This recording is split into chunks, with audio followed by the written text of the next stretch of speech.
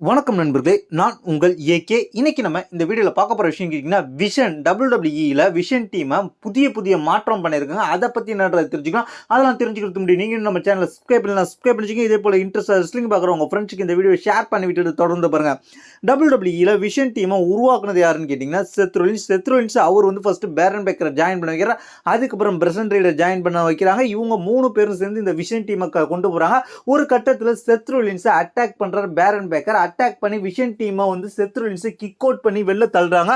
அதுக்கப்புறம் என்ன நடக்குன்னு கேட்டிங்கன்னா, பேரன் பேக்கரும் பிரசன்ட் ரீடும் சேர்ந்து விஷன் டீமை கொண்டு போகிறாங்க. அப்படிப்பட்ட அந்த விஷன் டீமில் தான் ஒவ்வொருத்தவங்களும் சேர்றாங்க. அஸ்டின் தியரி வந்து சேர்றார். ஃபர்ஸ்ட்டே லோகன் பால் சேர்வார். அதுக்கப்புறம் அஸ்டின் தியரி சேர்வார். இவங்களை எல்லாருமே கண்ட்ரோல் பண்ணுறது யாருன்னு கேட்டிங்கன்னா, பால் ஹியூமன் வழி நடத்திக்கிட்டு இருக்கார். இடையில இந்த டீமில் வந்து இன்னொரு விஷயமும் நடந்துச்சு. இப்படிப்பட்ட சூழ்நிலை என்ன நடந்துச்சுன்னு கேட்டிங்கன்னா, பேரன் பேக்கர் ராயல் ரம்பிள் இன்ஜுரி ஆகிட்டார். ராயல் ரம்பிள் இன்ஜுரி ஆன பேரன் பேக்கரை இப்போ சைலண்டாக விஷன் டீம்ல இருந்து நீக்கியிருக்காங்கன்ற மாதிரி ஒரு செய்திகள் வர ஆரம்பிச்சிருக்கு. ஏன் விஷன் டீம்ல இருந்து பேரன் பேக்கரை நீக்கியிருக்கிறாங்க அப்படின்றத தெரிஞ்சுக்கலாம். ஃபர்ஸ்ட் இந்த விஷயத்தை லீக் பண்ணது யாருன்னு கேட்டிங்கன்னா, புதிய விஷன் சொல்லி விஷன் எக்ஸிக்யூட்டிவ்னு சொல்லி ஒரு ட்விட்டரில் ஒரு போஸ்ட்டை போடுறாரு. அந்த போஸ்ட் யார் போகிறான்னு கேட்டிங்கன்னா, நம்ம அஸ்டின் தியரி போடுறோம். அதை வந்து ரீட்வீட் பண்ணுறாரு பிரசன்ட். இதில் வந்து யார் யார் இருக்கான்னு கேட்டிங்கன்னா, அஸ்டின் தியரி, லோகன் பால், அதுக்கப்புறம் பிரசன்ட் 3 பேர் மட்டும்தான் இருக்கிறாங்க.